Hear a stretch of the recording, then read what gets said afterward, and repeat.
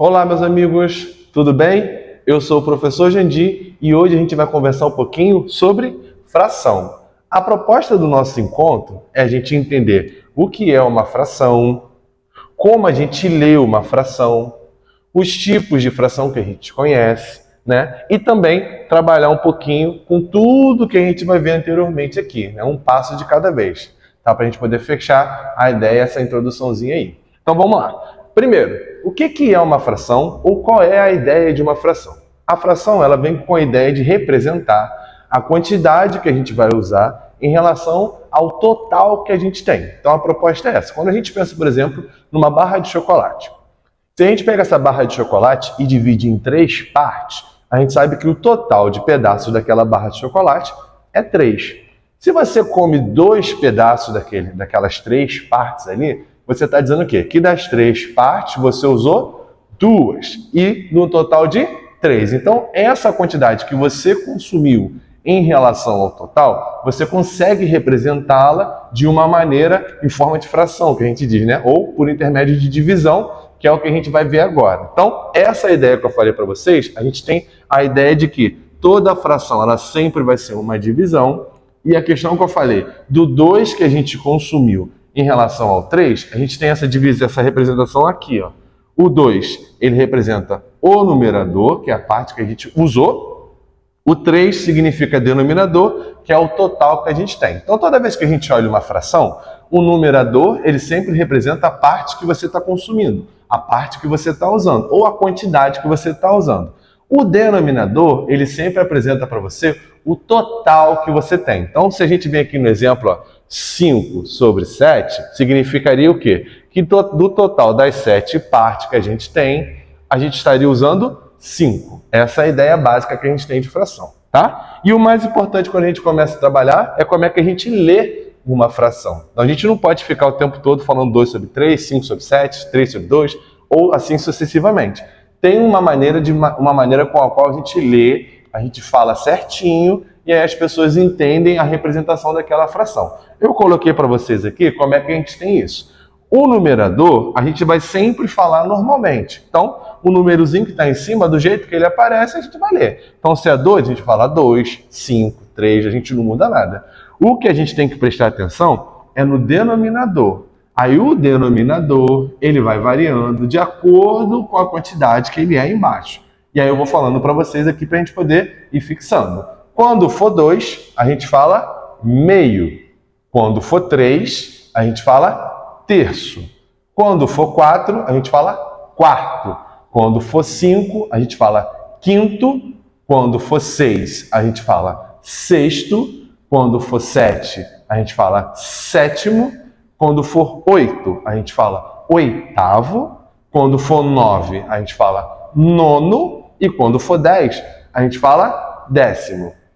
O detalhe importante é que o quarto, o terço, o quinto, eles vão para o plural de acordo com o numerador. Então, se a gente tem nessa fração 2 em cima e 3 embaixo, a gente vai falar o quê? 2 terços. Por que terços e não terço? Porque o numerador ele é mais de 1. Então, a gente vai ter que fazer o plural dele. Então, 2 terços. Nesse caso aqui, já dá até para a gente imaginar como é que vai ser lá na frente, para a gente poder praticar. Mas essa é a ideia de como é que a gente faz a leitura de uma fração. Sabendo disso, a gente agora vai ver quais são os tipos de fração que a gente tem.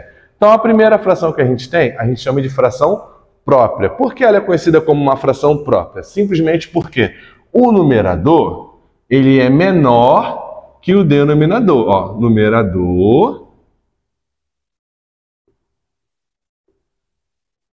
ele vai ser menor que o denominador. Isso que vai caracterizar uma fração ela ser própria. A fração imprópria, ela já vai acontecer o contrário. O numerador, ele vai ser maior que o denominador. Então, numerador, ele vai ser maior que o denominador. Tá ok?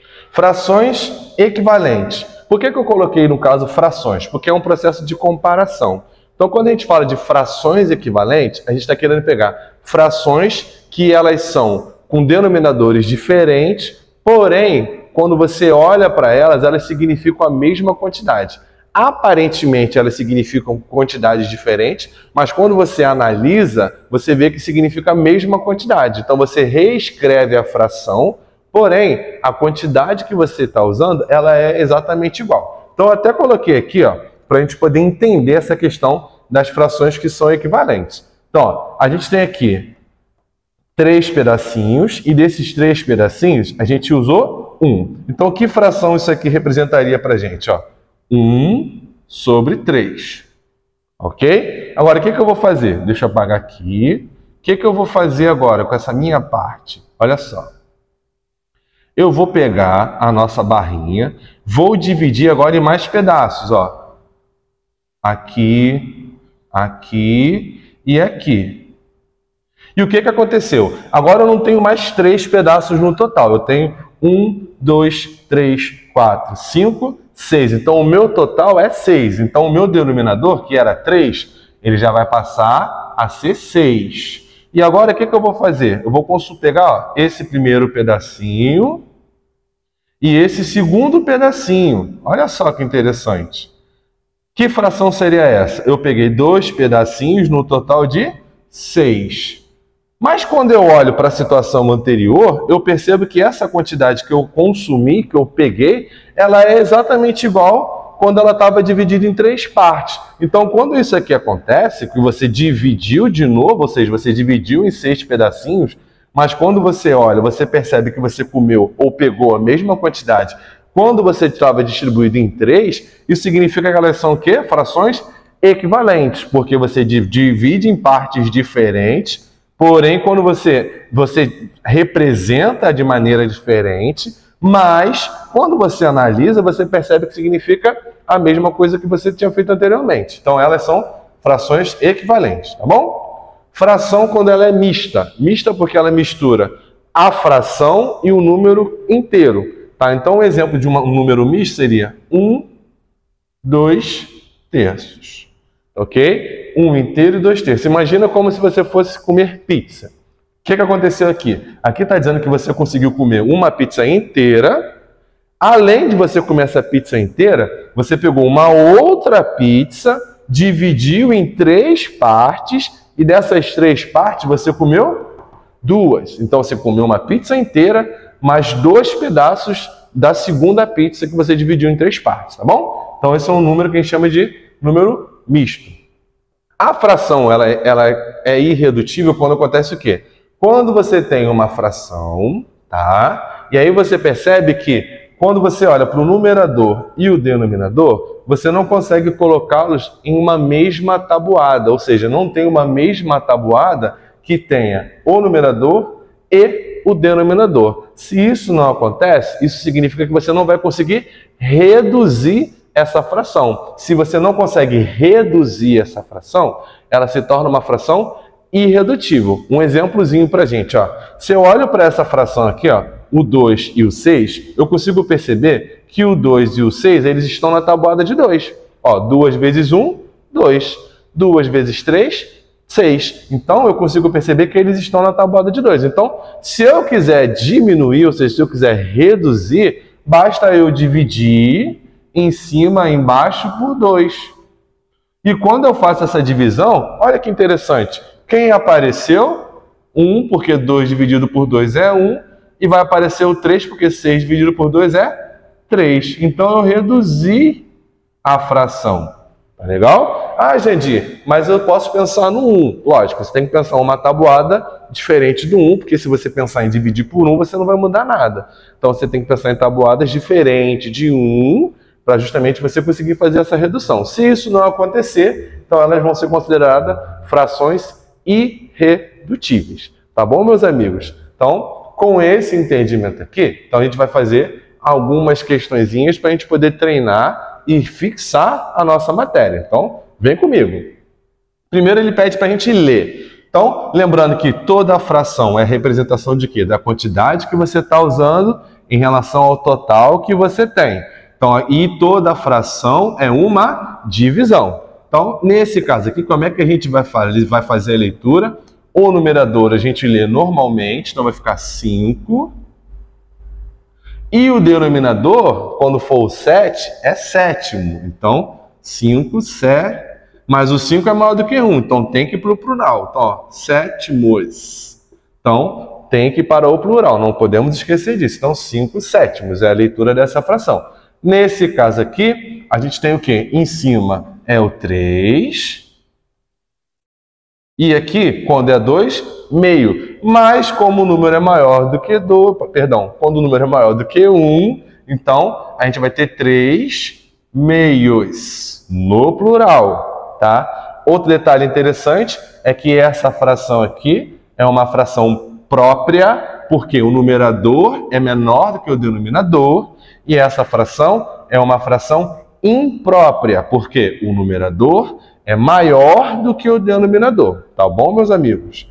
Aqui, para a gente poder fechar, ele pede para a gente encontrar uma fração equivalente. Então, o que é uma fração equivalente? É quando a gente vai montar ela de novo e a gente perceber que ela continua sendo a mesma coisa.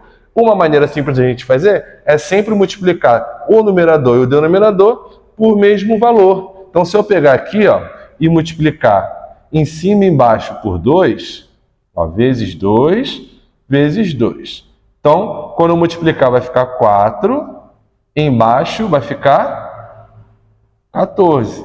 Então, essa fração 4 14avos, ele representa a quantidade que a gente vai estar trabalhando, tá bom? Vou voltar aqui para poder falar sobre a leitura da fração.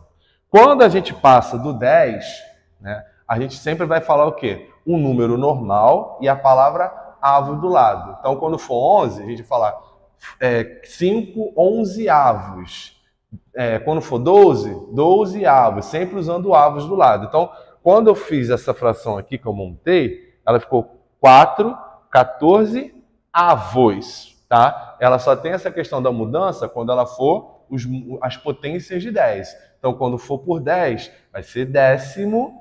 Quando for 100, vai ser centésimo. Quando for 1000, vai ser milésimo. E por aí vai à frente, né? Nesse momento, dá para a gente poder parar no 1000, que já é uma fração com denominador bastante grande, ainda mais que a gente está começando agora. Fora isso, qualquer outro número no denominador, passando de 10, a gente sempre vai acrescentar a palavra avos do lado. Então, 15 avos, 16 avos, 200 avos, 205 avos e por aí vai. Então, sempre acrescentando avos do lado para a gente poder justificar essa leitura, porque sempre tem uma leitura para poder ser feita, não vamos esquecer, tá? Então, essa observação para a gente colocar aqui, tá? Meus amigos, espero que eu tenha ajudado vocês mais uma vez, né? Se vocês gostaram do vídeo, já curte aí, dá essa moral para a gente poder continuar trazendo conteúdo para vocês. Tem muita coisa legal para a gente poder trazer, para a gente poder trabalhar, né? Se você não é inscrito no canal, se inscreve lá, vamos crescer, vamos trabalhar junto para a gente poder aprender também.